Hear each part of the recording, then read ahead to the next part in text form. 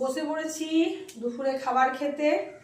আজকে রবিবার, তো রবিবার একটু তো দেরি হয়, প্রতিদিনকার মতন তাড়াতাড়ি হয় না।